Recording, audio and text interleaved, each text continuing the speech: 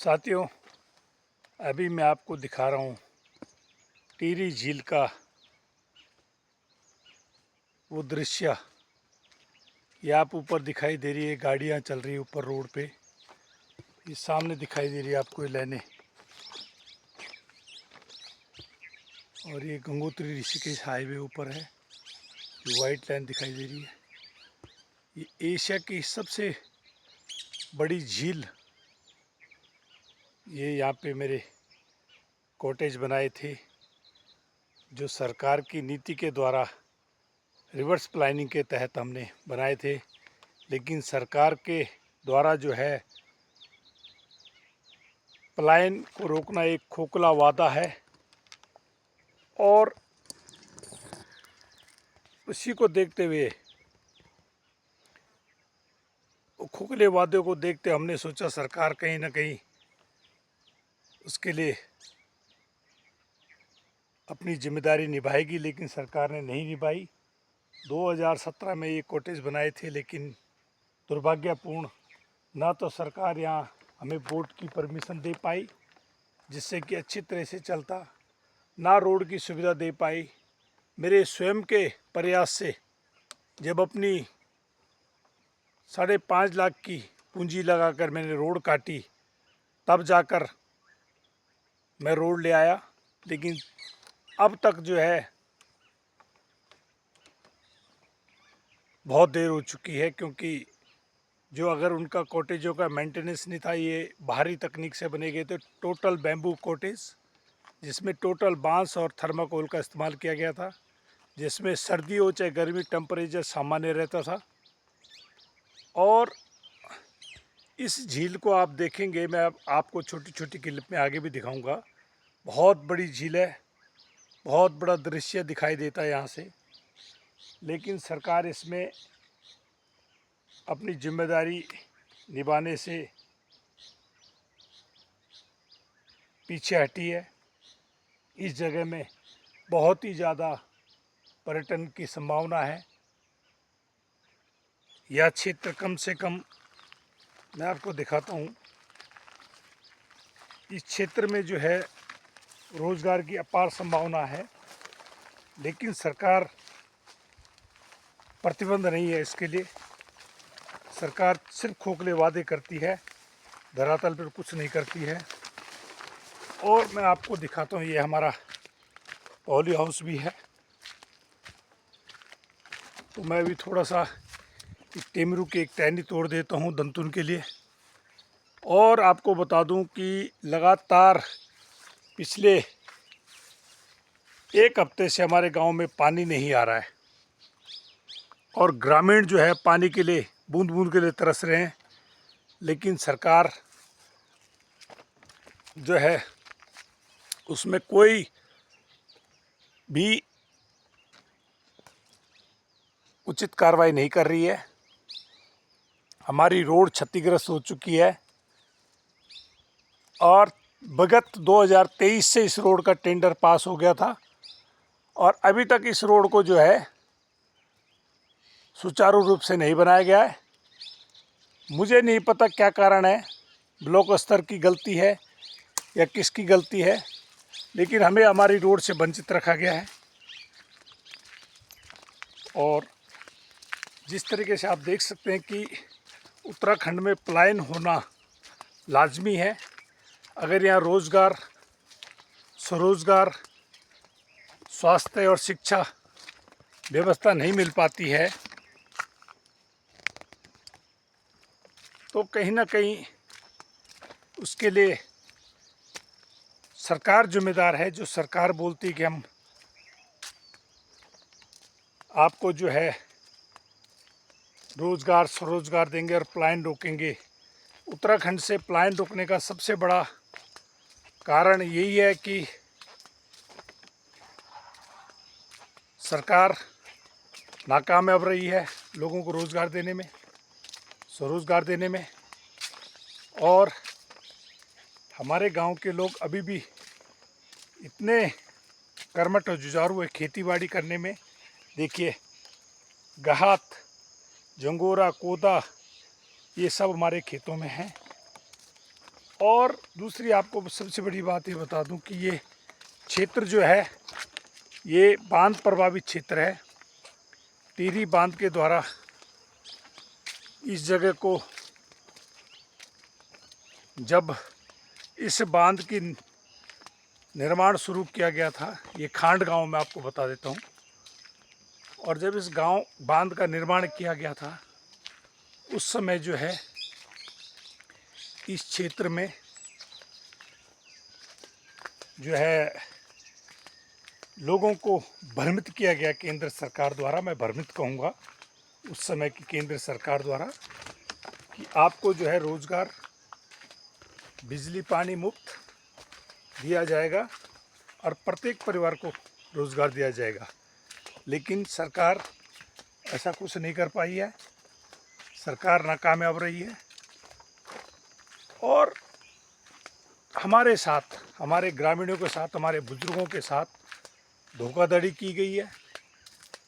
और धोखाधड़ी किसी आम आदमी ने नहीं करी है, केंद्र सरकार ने करी है। उस समय की केंद्र सरकार शायद मैं मानता हूँ कांग्रेस की रही है। आज से कम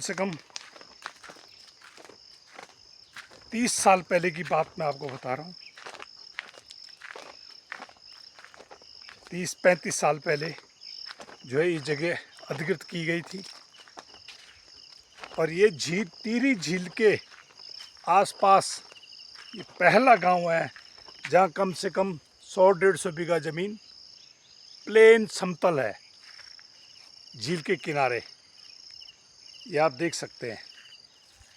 ये हमने अपने स्तर से रोड लाई थी, लेकिन सरकार की निकम्मी योजनाओं की वजह से, सरकार के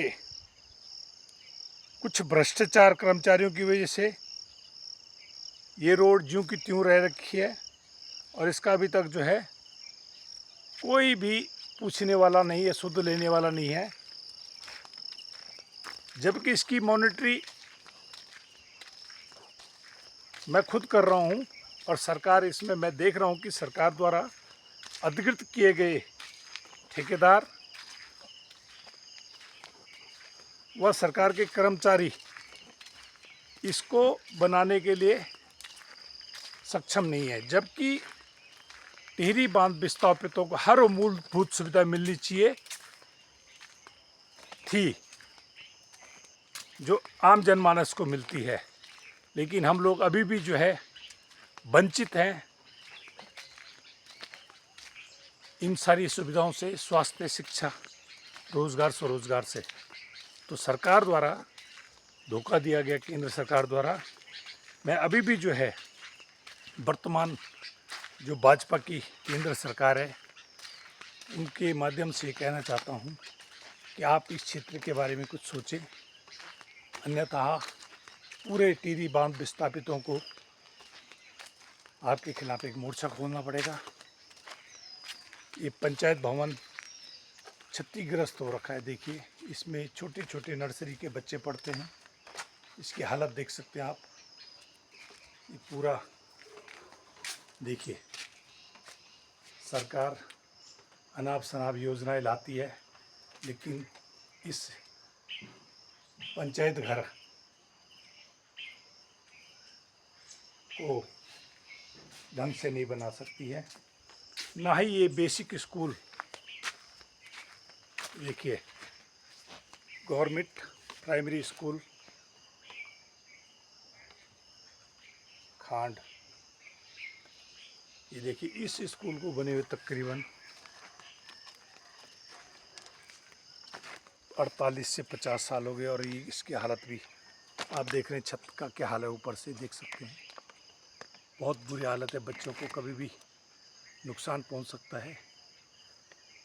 और ये पूरा इसका ग्राउंड है। तो साथियों, और आपको दिखा देता हूँ कि सरकार की योजना धरातल पर क्षेत्रीय नेता कैसे स्वाह करते हैं। ये हमारा राम जी का मंदिर है, पुराना पंचायत पांडवों का मंदिर है, भैरव जी का। ये हमारे अब मैं आपको एक ऐसी महिला दिखाता हूँ जिसका आगे पीछे कोई नहीं है। उसका मकान क्षतिग्रस्त होने वाला है, लेकिन उसकी कोई नहीं सुनने वाला है। तो वो किस तरीके से डर डर के उस जगह रह रही है, मैं आपको उसी की बात बताता हूँ और उसी के माध्यम से आपको बताता हूँ कि क्या क्या हो रहा है।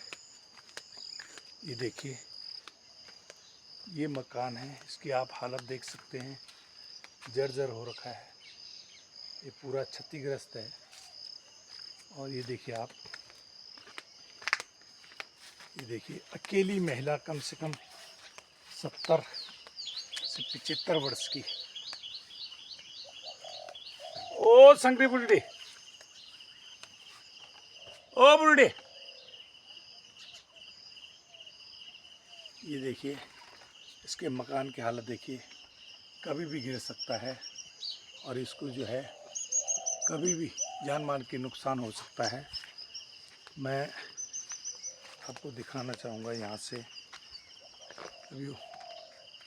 ये देखिए इसका मकान किस तरह से, लेकिन सरकार प्रशासन द्वारा, क्योंकि इसकी कोई सुनने वाला नहीं है, कोई जो भी यहाँ पे स्वार्थ के लिए आता, अपने स्वार्थ के लिए आता, लेकिन इनकी कोई नहीं सुनता। अकेली बेचारी, ना इसके बाल ना बच्चे, पति इसका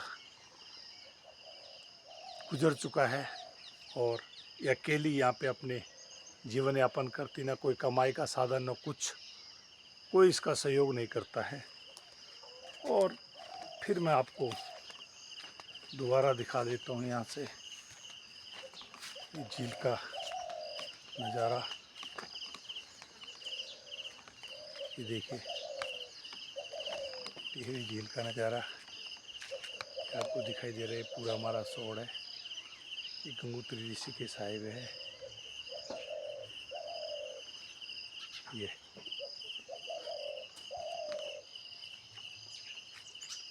देखिए इस पेड़ पे अमरूद लगे हुए हैं और पके हुए भी हैं कुछ खरा।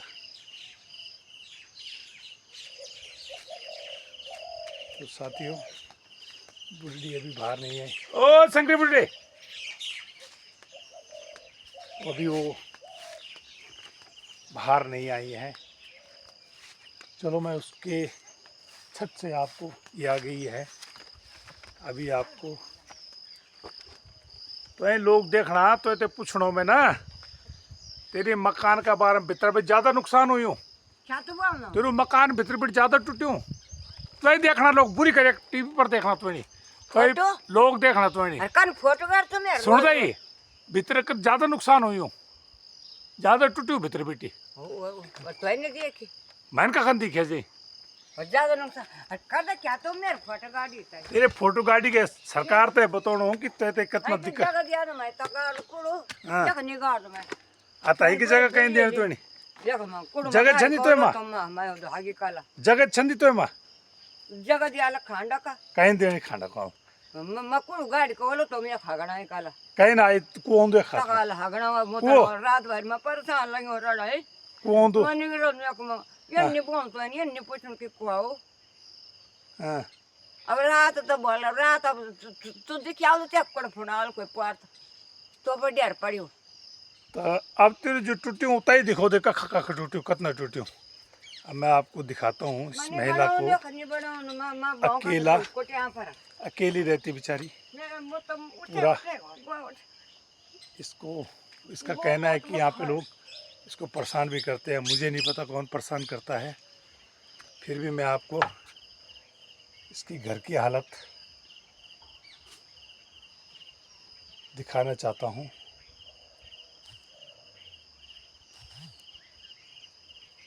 हाँ ये देखिए लाइट नहीं तेरे भीतर, ये देखिए कैसे रह रही है बेचारी यहाँ पे अकेली। इसका जो मकान की हालत देखेंगे आप, ये अपना दिनचर्या कैसे चला रही है। ये देखिए इसमें यहाँ पे कोने में, बाकी पूरा घर का मकान के अंदर का छेद हो रखा है, टूटा हुआ है। और ये देखिए आप, इसकी मजबूरी ये है कि कोई इसकी सुनने वाला नहीं है। ये देखिए, तो मैं आपको जो है धरातल पर दिखा रहा हूँ किस तरीके से ये बेचारी अपनी जीवन यापन कर रही है।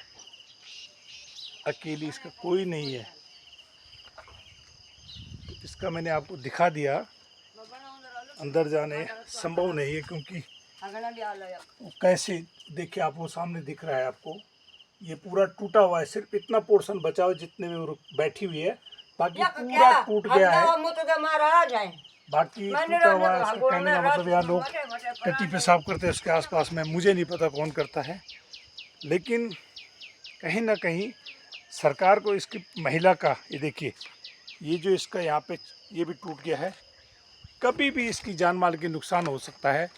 तो इसमें सरकार अब क्या करेगी मुझे नहीं पता, पर सरकार को करना चाहिए, इसकी मदद करनी चाहिए, इसकी सहायता करनी चाहिए। मैं क्षेत्रीय प्रशासन, जिला प्रशासन से अपील करता हूँ कि इसकी मदद ज़रूर करें। और ये स्कूल हमारा, देखिए मैंने बोला ये 48 से 49 साल पुराना स्कूल है। इसमें अभी भी छोटे बच्चे पढ़ते हैं, लेकिन इसकी जो है जो हालत है वो किसी से छुपी नहीं है।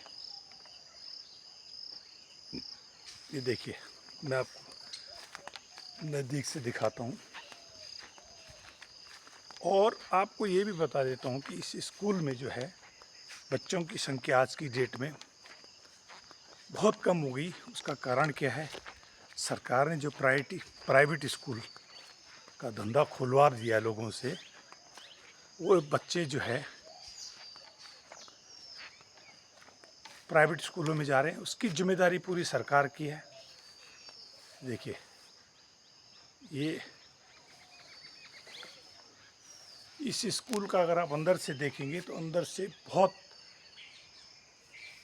बुरी दशा में है। और इसमें जो है बच्चे पढ़ते हैं, छोटी क्लास के 5वीं तक का ये स्कूल है।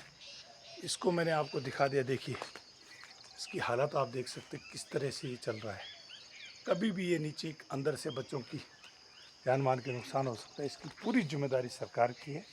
अगर स्कूल में बच्चे नहीं है तो उसकी भी जिम्मेदारी सरकार की है। अगर सरकार जो है प्राइवेट स्कूलों को बढ़ावा नहीं देती है, क्या सरकार ये मानती कि जो प्राइवेट स्कूल के जो टीचर है वो सरकारी स्कूलों से बेहतर है, सरकारी स्कूल के टीचरों से बेहतर है? नहीं है, क्योंकि सरकारी स्कूल के टीचरों को आप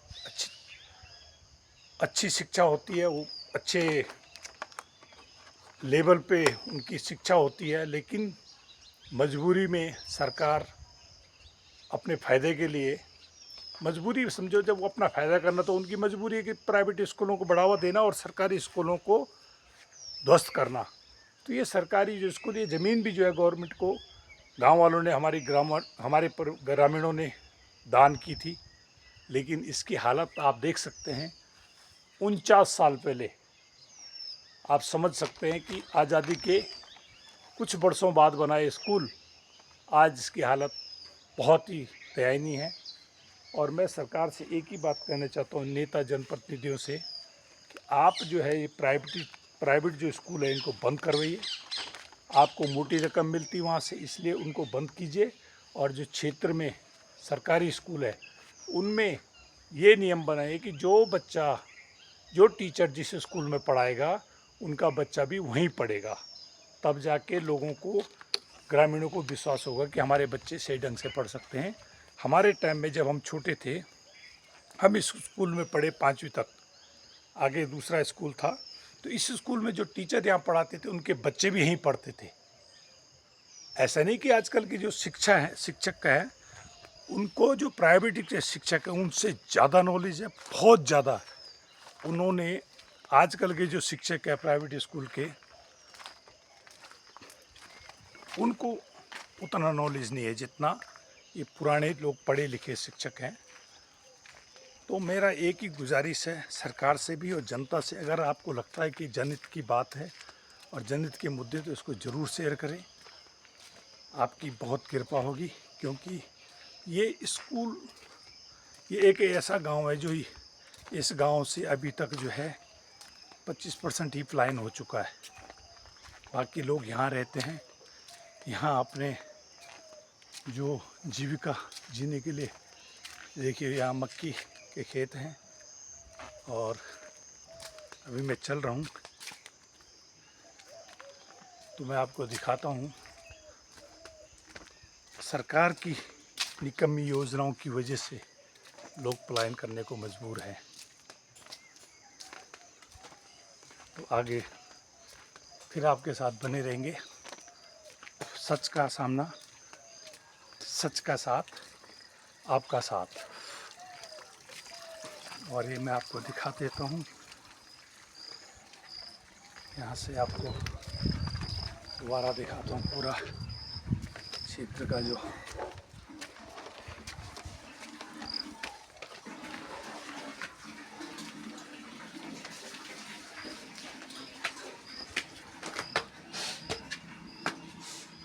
ये देखिए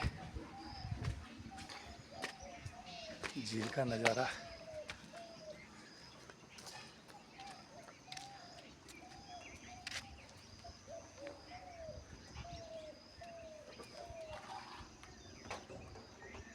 ये पूरी झील दिखाई दे रही है आपको, टिहरी लेक की।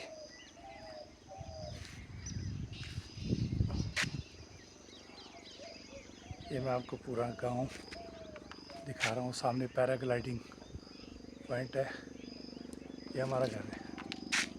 और ये ऊपर main highway Gangotri Rishikesh highway है, देख सकते हैं आप।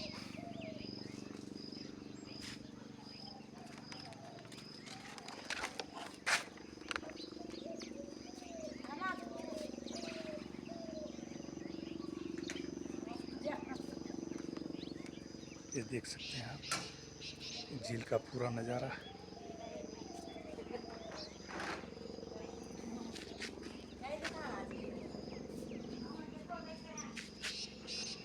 तुम भी होना वही पर सोशल मीडिया पर।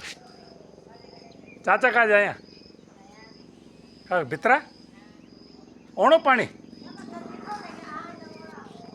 आज एक हफ्ता हो गया यहाँ पानी नहीं आ रहा है और ना ही लोगों को पीने के लिए पानी। मैं भी खुद नहाने के लिए वो सामने टावर है वहाँ जा रहा हूँ और वहीं से पानी पीने के लाऊंगा।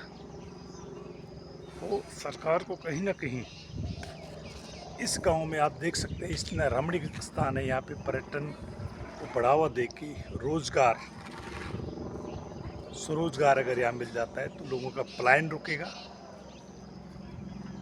स्वास्थ्य की व्यवस्था अगर हो जाती तो यहाँ से पलायन रुकेगा। शिक्षा का स्तर अगर बढ़िया करते तो यहाँ से पलायन रुकेगा। पलायन का मेन मुख्य कारण 3: शिक्षा, स्वास्थ्य और रोजगार। इन तीनों को अगर सरकार ढंग से अपने क्षेत्र में गांव में विकास कर सकती है तो जो है यहाँ से पलायन रुकेगा उत्तराखंड से। और जो बाहरी लोग आ रहे हैं यहाँ पे उनको किसी न किसी तरीके से भूमाफिया इनको रोकने में कामयाब हो पाएंगे। धन्यवाद।